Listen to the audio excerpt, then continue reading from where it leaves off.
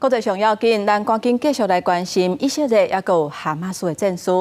目前这个战争是已经超过1个月啊！以色列的民众昨昏组织伫咧首都特拉维夫的大厅，大声喊讲要停战救人质。这嘛是从开战以来规模上大的反战示威。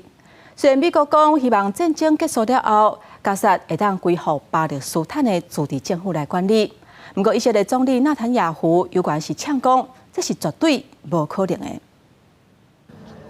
广场的花蕊、装置艺术挂满以哈战争内底，和伊斯兰武装组织哈马斯拍照的人质相片，全拢是无到18岁的儿童。以哈战争超过1个月，当地11真侪以色列民众组织伫首都特拉维夫，要求哈马斯释放人质。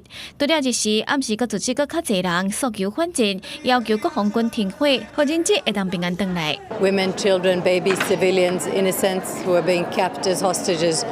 In Gaza right now, and for 35 days, not one person from the Red Cross has been allowed to visit with them and let us know that they're okay and give us a sign of life from any of them.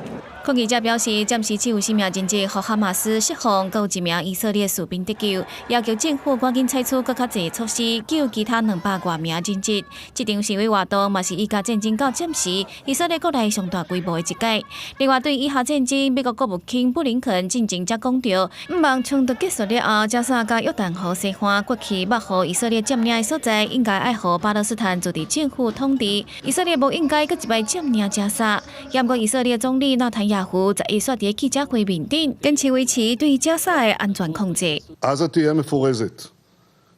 לא יהיה יותר איום מרצועת עזה על מדינת ישראל. וכדי להבטיח שלא יהיה איום כזה, כל זמן שצריך, צה"ל ימשיך לשלוט ביטחונית ברצועת עזה כדי למנוע טרור ממנה.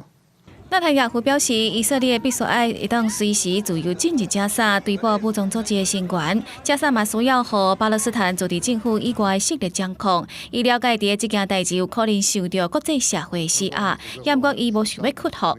纳坦雅胡的话无疑是予美国一个大嘴皮，嘛更加加深伫以巴问题方面，美国甲以色列意见分歧。国际新闻台是同朋友。